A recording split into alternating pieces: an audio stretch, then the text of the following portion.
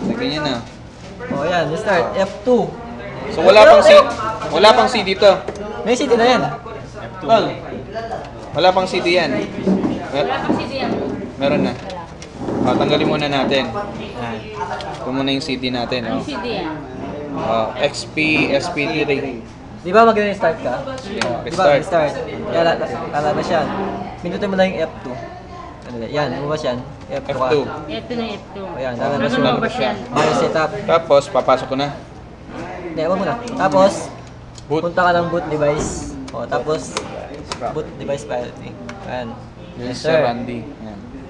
Ayan, yung first boot mo, di ba? Kasi first boot natin dito, yung ano yung Samsung eh. 20 years old. Samsung yung hard disk natin. Tapos pangalawang boot, yung CD-ROM nga. Third boot, kung meron kang floppy disk nga, yung third, yun. Ayan, Ano yung first boot natin yan?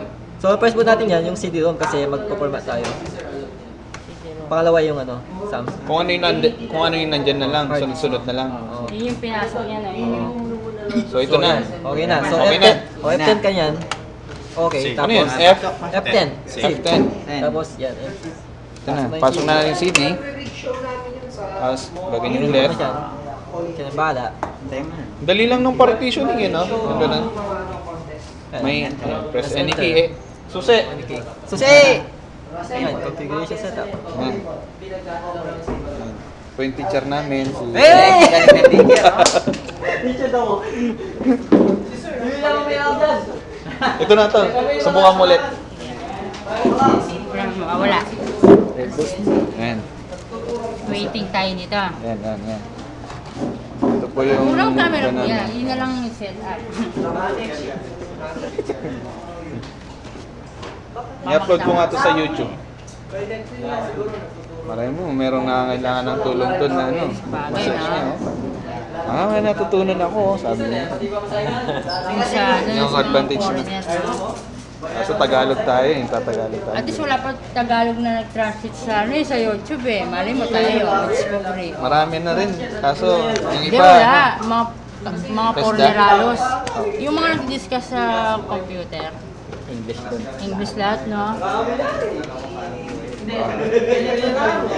Corrupted. Press any key. Sige nga. Anong ibig sabihin niyan pag nakurap? Anong sira niya? Yung Sir. sa loob? Corrupted daw. Pag ganyan kurap, anong... Minsan magkaya kay CD na eh. Ano CD yan? Minsan kay CD. Minsan ang kernel di kaya debugger. Malaman Yan. natin, no? Tapos, ulitin lang. Ulitin lang. Ulitin lang. Paano pag-ulit nun? Yung mabasa mo. Control alt delete. Alt delete o control? Control hold. Control. Control alt Sabay. delete. Yan. So, control alt delete pala yun. Hold. Para maulit. Sabay na. Pag may lumalabas na ganun na.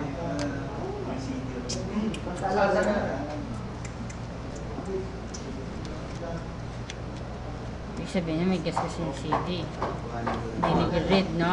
Minsan ka lang original. Kasi may mga lens No, din yun minsan eh. ka yung original. Diyan original yan. Minsan man tanga din kaya. Hindi ka site i-format din yung screen.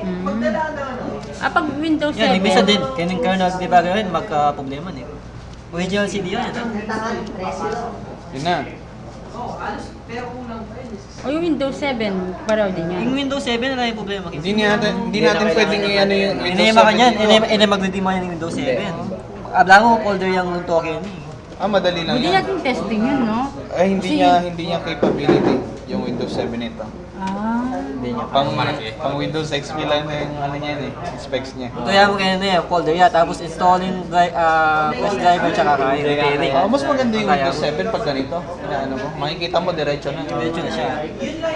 Pag mga ganito nga, hindi pwede sa Windows 7. Sa- Oh, kasi yung ano nito, yung specs niya, mababa yung RAM nito. Ito na yung sa amin sa ano eh.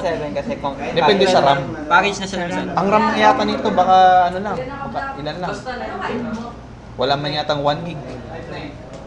Yung Windows 7, malaki Oo, ang ano yun, no? Malaking gig. Parang Kaya, gig, no? hindi niya maitutuloy, parang mag-i-stack siya sa kalahati kasi i-read niya yung buo. Yung kaya niya lang i-read. Hanggang kalahati lang, hindi niya matutuloy. Kasi di ba yung RAM, random access memory niya para mabasa niya yung buong files. tagal. Tuloy ka lang, tuloy ka.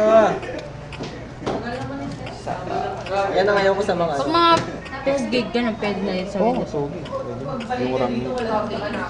Pag mga ganito pala, hindi pwede sa Windows 7. Depende sa ano nga niya, sa RAM.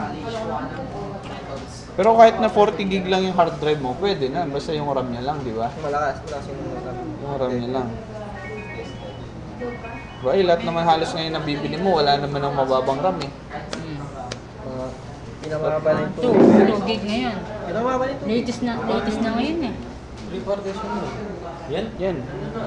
Yung 4. Yung 4, kanina. Manya mo na magaling automotive ah. Subukan na kaya yung automotive. Depende naman kasi yung iba national